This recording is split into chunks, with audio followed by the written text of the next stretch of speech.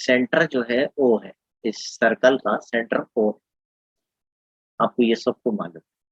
और दूसरी चीज जो होती है सर्कल के अंदर, अगर सर्कल के अंदर अगर हम किसी भी दो पॉइंट्स को समझो, सपोज एक पॉइंट यहाँ ये प्लस का निशान दिख रहा ना, और एक सपोज यहाँ, तो ये अगर मैं ये दोनों को ज्वाइन करता हूँ इस तरह से, any two points on the circle, किसी भी दो नुकात को अगर सर्कल पे के दो ही नुकात को मिलाया जाता है तो उसे कॉर्ड कहते हैं, वितर कहते हैं।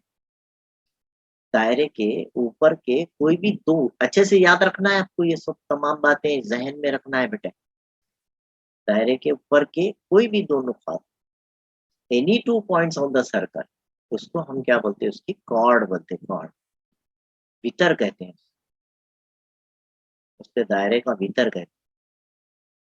जो यहाँ पर मैं नाम देता हूँ, suppose A B is chord, A B वितर है, एक ए पॉइंट है एक बी पॉइंट है, कॉर्ड ए बी पढ़ेंगे, उसको क्या पढ़ेंगे, कॉर्ड ए बी। तो यहाँ क्या है, खास बात क्या है बेटे, कि आपने ये चीज जहन में रखना है किसे क्या कहते हैं। अब यहाँ मैं और एक चीज बताऊंगा आपको कि जैसे जैसा ये कॉर्ड सेंटर के नजदीक जाते जाती है तो उसकी लंबाई बड़ी हो जाती है, आप देख रहे होंगे। सेंटर से जितनी दूर रहेंगी उतनी छोटी रहेंगी। अब ये सेंटर से दूर है तो छोटी है, सेंटर से ये ज्यादा करीब है बनिस्बत इसके, तो जरा बड़ी होगी। ये सेंटर के और करीब आ गई, है ना।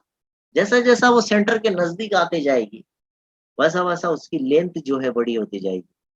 और एक एक कॉर्ड ऐसी रहती जो सेंटर से पास हो जाती, एक कॉर्ड ऐसी रहती जो बिल्कुल सेंटर से पास होती है, तो उसको हम जो है डायरेक्ट उसको सबसे बिगेस्ट कॉर्ड बोलेंगे, उसको जो है बिगेस्ट कॉर्ड भी कह सकते हैं।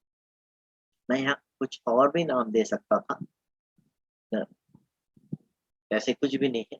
तो जो सेंटर से कॉर्ड पास हो जाती है उसको सबसे बड़ा वितर कहेंगे। दायरे का सबसे बड़ा वितर यहाँ पर पी क्यू है, जिसको फुतर कहते हैं, उसको डायमीटर कहते हैं। पी क्यू इज डायमीटर, या पी क्यू फुतर है। तो यहाँ पर जो कॉर्ड है, ऐसी कॉर्ड जिसको बिगेस्ट कॉर्ड भी कहते हैं, सबसे लार्जेस्ट कॉर्ड जो है वो डायमीटर कहलाती है। उसको हम नाम दिए यहाँ पर इस फिगर में पी क्यू नाम दिया गया, ये आप समझ लें।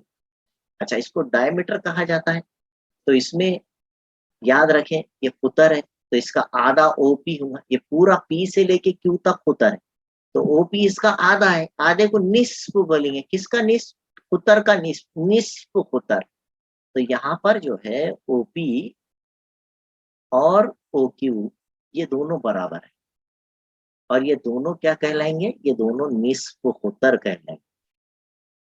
ये फुतर के आधे हैं, इसको हम रेडियस बोलते हैं। इसको क्या कहते हैं, रेडियस। समझ में आ गया, रेडियस कौन है यहाँ पर, ओपी है, रेडियस ओ क्यू है। इस तरह से दोनों इक्वल है।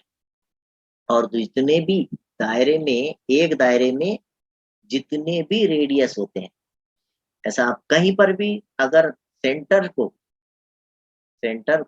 आप जो है सर्कल से मिलाए इस तरह से, तो ये रेडियस कहलाएंगे। इधर भी मिला सकते हैं, सेंटर को इधर मिलाओ, नीचे मिलाओ, साइड में मिलाओ, इधर भी ले जाके मिलाओ, तो ये जो है वो रेडियस है, ये रेडियस। ओ टी, ये ओ एम, और कुछ और नाम दे देंगे, ओ एन, ये सब रेडियस है और सब बराबर होते हैं। सेंटर में, सेंटर से आप जब भी इस तरह से दायरे के किसी पॉइंट को मिलाते हैं, सर्कल के ऊपर का कोई भी point, any point on the circle and centre, अगर आप उसको ज्वाइन करते हैं तो वो रेडियस कहलाएंगे। तो यहाँ पर ओ टी जो है रेडियस है, ओ पी रेडियस है, ओ क्यू रेडियस है, ओ एन रेडियस है, ये सब रेड है। समझे, रेडी आई। सर्कल के एक ही दायरे के निस्बतन मुतमासिल होते हैं। इस तरह से ये भी एक बात समझ। अच्छा, और एक चीज यहाँ पर बता दें कि अगर आप सर्कल को दो पॉइंट पे, सर्कल के किसी भी दो पॉइंट को मिलाने वाले जो सेगमेंट है, खिता खत है, उसको कॉर्ड कहते हैं। तो यही काम यहाँ पर भी हो रहा है। देखिए आप, एक लाइन है, एक लाइन जो है सर्कल को दो इंटरसेक्ट करके, दो जगह एक लाइन एल है हमारे पास, तो सर्कल को यहाँ पर और टी पर इंटरसेक्ट कर रही है। दिख रहा, कुछ भी नाम दीजिए, एस टी बोल दीजिए। तो ये लाइन एस टी जो है ये ट्रांसवर्सल कहलाती है, ये खाते खत, इसे हम खाते खत कहते हैं। ये सर्कल को वही कॉर्ड वाला काम नहीं करती है। कॉर्ड और इसके प्रॉपर्टीज में कोई ज्यादा फर्क नहीं है, खाली इतना है कि कॉर्ड को जो है दोनों तरफ जो है तीर का निशान नहीं होता है, और ये खत होने की वजह से इसको दोनों तरफ तीर का निशान होता है, इसलिए इसका नाम खाते खत है। काम तो दोनों का एक ही है। खाते खत भी सर्कल को दो पॉइंट पे इंटरसेक्ट करता है, और कॉर्ड भी सर्कल को दो पॉइंट पे ही इंटरसेक्ट करती है। लेकिन एक ऐसा भी जो है लाइन होती है, एक ऐसा भी खत होता है जो सर्कल को सिर्फ एक पॉइंट पे इंटरसेक्ट करके चले जाता है, खता करके चले जाता है, मस करके चले जाता है। इस तरह से एक ऐसा टच करता है और चले जाता है सिर्फ यन पॉइंट पे। दिख रहा है आपको, एक लाइन है हमारे पास जो सर्कल को सिर्फ एक पॉइंट पे टच कर रही है, सिर्फ यहाँ पर। तो ऐसी खत को जो सर्कल को सिर्फ और सिर्फ एक पॉइंट पे टच करता है, मस करता है, मस करना बोलेंगे, टचेस, ओनली टचेस, मतलब इस लाइन में, इस लाइन को अपन एक नाम दिए समझो कुछ तो भी, line D, line D touches the circle at point N. यानी सर्कल का पॉइंट, सर्कल भी एक पॉइंट्स है, लामहदूद पॉइंट्स होते हैं सर्कल में, आपको मालूम है। सर्कल भी जो है बेशुमार नुक्तों नुकात से बने हुआ है, और खत भी बेशुमार नुक्तों से बने हुआ है। अब इसमें जो है ये जो एक पॉइंट कॉमन है यहाँ पर, N point, point N is common between line D and circle. तो ये जो है ममास कहलाता है दायरे का, ये जो है ममासी खत कहलाता है। इसको टेंजेंट बोलते हैं, इसको बोलते हैं टेंजेंट, ये आपको अच्छे से याद रखना। तो खाते खत या ट्रांसवर्सल जो होती है, ये जो है सर्कल को दो पॉइंट पे इंटरसेक्ट करती है, यस पे और टी पे। दिख रहा आपको? और जो टेंजेंट होता है वो सर्कल को सिर्फ एक नुक्ते पे मस करता है। तो यहाँ पर लाइन डीई, लाइन डीई जो है ये है ममास, ममास कहलाता है, ममास टेंजेंट। लाइन डीई जो है यहाँ पर ममास कहलाएगा, इसको हम जो है टेंजेंट कहते हैं। बात समझ में आ रही है आपके?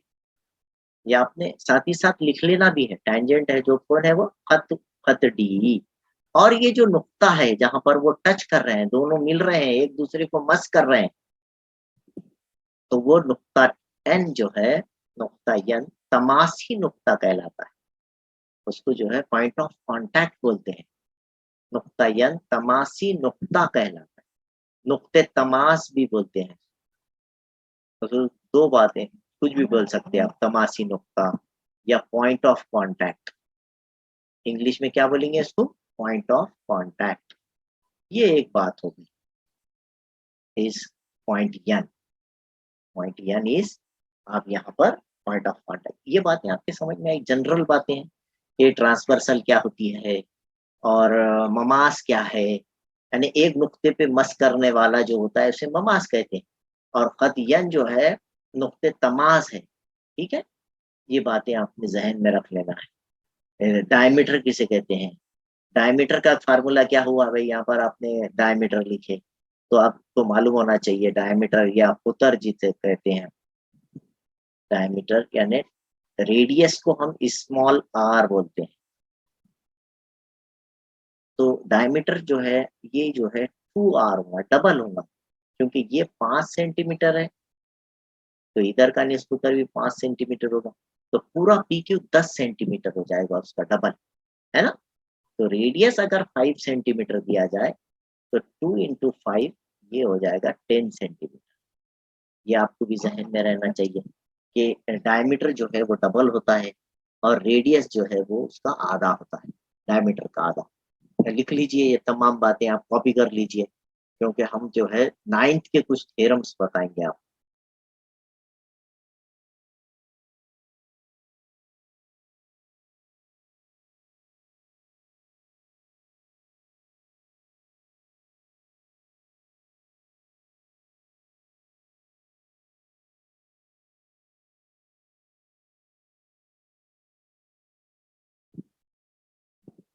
आप ये सब चीजें जहन नशीन कर लेना है, क्योंकि ये ऑलरेडी आपका हो गया हुआ है।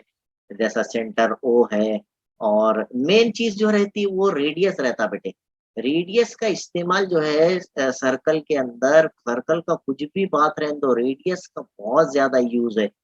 आप जितने भी कई रेडियस होते हैं, बेशुमार रेडियस होते हैं एक सर्कल के अंदर, तो आप जो है ये समझ जाना चाहिए कि यहाँ पर सर्कल में बेशुमार रेडियस है और तमाम रेडियस जो है बराबर होते हैं। सर्कल के एक ही दायरे के निस्बतर मुतमासिल होते हैं। उसमें ऐसा नहीं समझें कोई भी कि भाई जो है अलग अलग है। और ये भी याद रखें यहाँ पर कि थोड़ा सा ये स्क्रीन डिस्टर्ब हो गई, हम इसको फुल कर लेते हैं इस तरह से। यस, आपको नजर आ रही है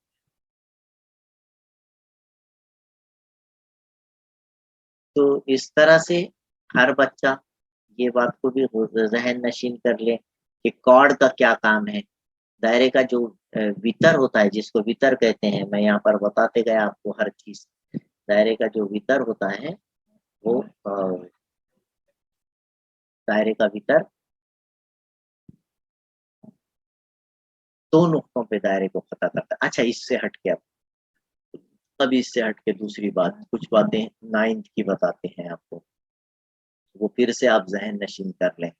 ये थ्योरम नंबर 1 मैं यहाँ बीच में बना लेता हूँ, फिर एक सर्कल बनाता हूँ। ये सेकेंड थ्योरम, फिर एक सर्कल बना लेता हूँ। कुछ कुछ बातें हैं जो आपको जहन में रखनी है। तो 2-3 सर्कल बना लिया मैंने आपके लिए यहाँ पर।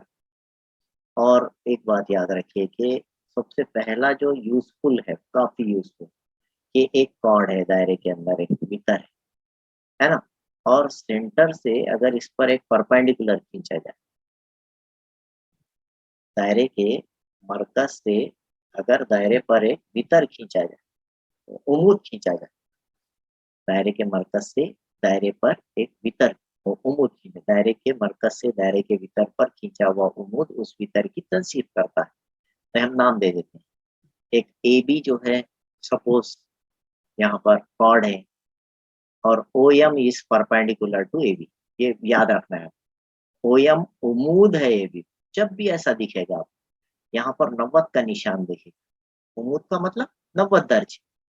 जैसी 90 दर्जे हो जाएगा, आप समझ जाना, खुद ब खुद लिख लेना, सीधी बात है। 90 का उमूद का मतलब 90 दर्जे।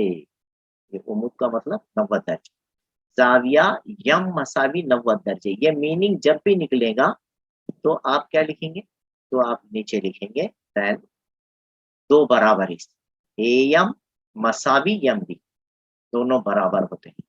ए एम जितना रहेगा एम बी उतना, यानी अगर पूरा 8 सेंटीमीटर दिया तो ए एम 4 हो जाएगा और एम बी भी 4 हो जाएगा। मेरी बात समझ में आ गई।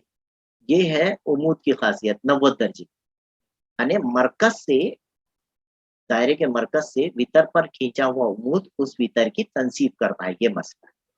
अच्छा, इसका उल्टा भी सही है, इसका कॉन्वर्स, इसका अक्स, इसका जो अक्स मसला है वो ये सीधा सीधा मसला का है। दायरे के मरकज से वितर पर खींचा हुआ उस वितर की तनसीब करता है। अब अक्स मसला मैं क्या बोलूंगा कि अगर आपको किसी किसी क्वेश्चन के अंदर अगर दो बराबर हिस्से दिए जा रहे हैं, A M is equal to M B, ऐसा सवाल में दिया, फिगर है, दिख रहा कि दो दो बराबर हिस्से नजर आ रहे हैं, ए एम जितना है उतना ही यम भी दिया गया है, क्वेश्चन में दे दिया आपको, दोनों बराबर दिया, या यूं कहा कि यम इज मिड पॉइंट, एक ही मतलब, यम वस्ती नुक्ता है। तो दोनों का मतलब क्या होता है, आपने खुद ब खुद लिखना, तो आपने क्या लिखना, then angle M is equal to 90 degree. जैसे ये मिड पॉइंट हो जाएगा, या दो बराबर हिस्से, दोनों का एक ही मतलब है, तो आपने बोलना कि angle M is equal to 90 degree, या आप ये कह सकते हैं कि O M is perpendicular to A B, O M उमूद है भीतर ए बी। ये दोनों मसले आपने जहन में रखना है, फिगर एक ही है। बोलने का मतलब यहाँ 90 दिखा कि दो बराबर हिस्से, दो बराबर हिस्से दिखेगी, यहाँ पर 90 दर्जे का जाविया है, ऐसा बोलेंगे। ठीक है, ये एक बात हो गई। दूसरी बात यहाँ मैंने जो अहम चीज बतानी है आपको, वो ये है कि अगर दायरे के दो वितर मुतमासिल, दायरे में अगर दो वितर मुतमासिल बताए गए, दोनों कॉन्ग्रेंट बताए गए, इधर जितना है समझो इधर भी उतना ही बताया गया है, बोथ आर कॉन्ग्रेंट, उनके नाम दे देते हैं, समझने के लिए उनके नाम दे देते हैं। समझो पहले कॉर्ड का नाम ए बी है और दूसरे कॉर्ड का नाम सी डी है, और सेकंड थ्योरम क्या कह रहा है आपको, थ्योरम नंबर 2, मसला क्या कह रहा है कि अगर ये दोनों बराबर है, if any two chords of A, या कॉन्ग्रेंट कॉर्ड्स बोलिए आप, दो ही होना जरूरी नहीं है, ज्यादा भी हो सकते हैं, वितर ए बी और वितर सी डी, अगर तो इसके से रिलेटेड तीन थ्योरम्स है बेटा, इससे रिलेटेड तीन थ्योरम है। पहला मसला है कि उनका मरकज से फासला बराबर होता है, इधर जितना डिस्टेंस रहेगा इधर उतना ही रहेगा, ये दोनों O M is equal to O N होगा, उनका मरकज से फासला, आप बगैर बोले लिख देना, बगैर बोले क्या लिखना आपने, O M is equal to O N लिखने। when the chords are congruent their distance from the center is equal, OM is equal to ON, they are equidistant from the center, मरकज से हम फासला होते हैं, ये पहला मसला है, मरकज से हम फासला होते हैं, अगर वितर मुतमासिल है तो वो मरकज से हम फासला होते हैं, ये पहली बात। दूसरी बात, उनका मरकज पे बनने वाला जाविया बराबर होता है। दूसरा मसला क्या है, मरकज पर बनने वाले इन वितरों के जरिए, हाँ इन वितरों के जरिए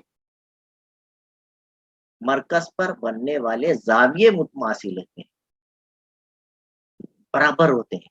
ये अभी शट डाउन होने वाली है क्योंकि हमारे जूम मीटिंग का टाइम खत्म हो गया, तो मैं इसको जल्दी जल्दी बता दूं आपको, अगर बंद हो गया तो आप उस पर फिक्र ना करें, आप ये बात को समझ लें, क्योंकि ये सब 9th का रिवीजन है, कल हमारा कोर्स चालू होगा और यही चीज वापस रिपीट होंगी थोड़ी देर से। यहाँ पर मैं ये बता दूं आपको कि इधर ये ऐसा मरकज से अगर इसको जोड़ा जाए, तो ये मरकज से बनने वाले जाविये जो है, ये जाविये बनाए थे अभी अपन ने, कि एक ही सर्कल हो या कॉन्ग्रेंट सर्कल्स भी हो सकते हैं। अगर एक सर्कल ले लेते हैं थोड़ी देर के लिए, अगर मुतमासिल दायरे भी रही तो वही बात है, और उसमें यहाँ हमारी बात रिकॉर्डिंग थोड़ी सी कट हो गई थी, तो दोनों अगर वितर मुतमासिल, तो मैं ये बता रहा था कि इनके ऊपर अगर यह मरकज से मिलाकर इन वितरों के जरिए जाविये बनाते हैं, इस तरह से जाविये अगर बनते हैं, तो यहाँ से बनाने के बाद में होता क्या है कि हमको ये बोलना पड़ेगा कि ये दोनों बराबर होते हैं, ये जाविया और ये जाविया दोनों बराबर होते हैं। नाम देंगे अगर ए बी और सी डी, अगर इनके नाम दिए जाएं, और दूसरी खास बात क्या है, ये बात मैं भूलना नहीं है, यहाँ पे वितर मुतमासिल है, यहाँ पे बेसिक बात क्या है, अगर वितर मुतमासिल है,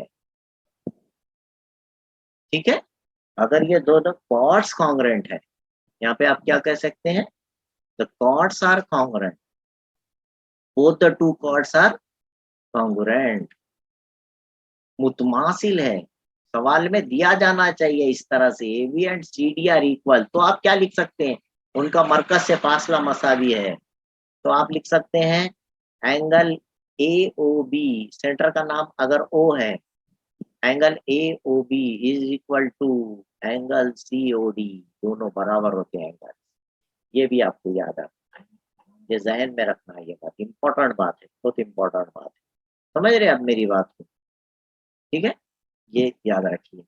दूसरी बात,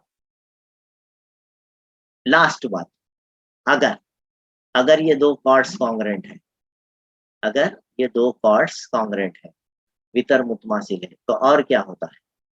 और क्या होता है देखिए, अगर ये दो वितर मुतमासिल है तो आप क्या कर सकते हैं, यहाँ पर दूसरी खास बात, वितर जब मुतमासिल होते हैं, बना देता हूँ मैं शक्ल, ये पहला वितर, ये दूसरा वितर, दोनों कॉर्ड्स कॉन्ग्रेंट है, अगर क्वेश्चन में दिया गया है आपको, ये दोनों कॉर्ड्स कॉन्ग्रेंट है बोल के दिया सवाल में, सपोज इस तरह से दिया गया है,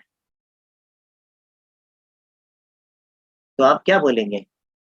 अगर दोनों वितर मुतमासिल है, दोनों पे एक जैसा निशान है, दोनों बराबर है, उनका नाम ए बी और सी डी रख रहा मैं जब से यहाँ पर, इसका नाम ए बी है, दूसरे का नाम सी डी है, दोनों बराबर है, याद रखना ये सब बातें लिख कर निकालिए आप। तो ये आर्क्स जो है, ये आर्क्स जो है, समझो ए एक्स बी और इधर सी वाई डी, ये दोनों बराबर।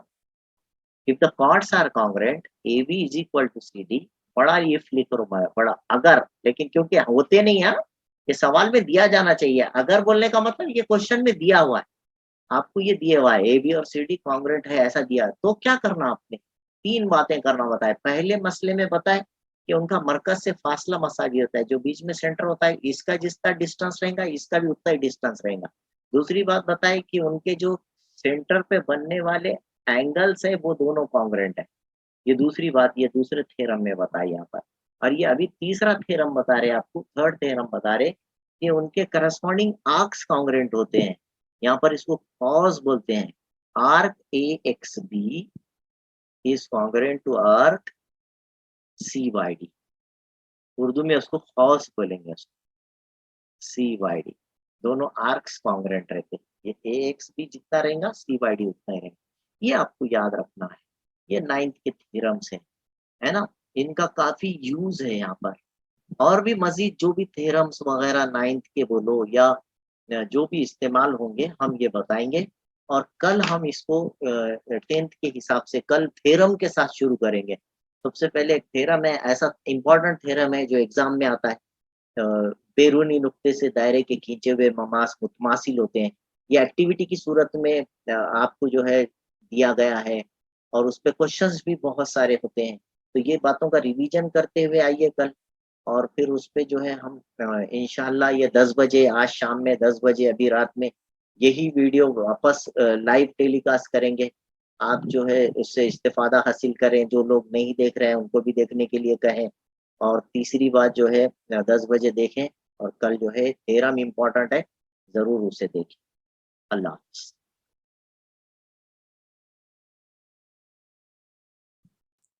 अगर अभी तक आपने मेरे चैनल को सब्सक्राइब नहीं किया है तो please like, share and subscribe my channel. Thank you.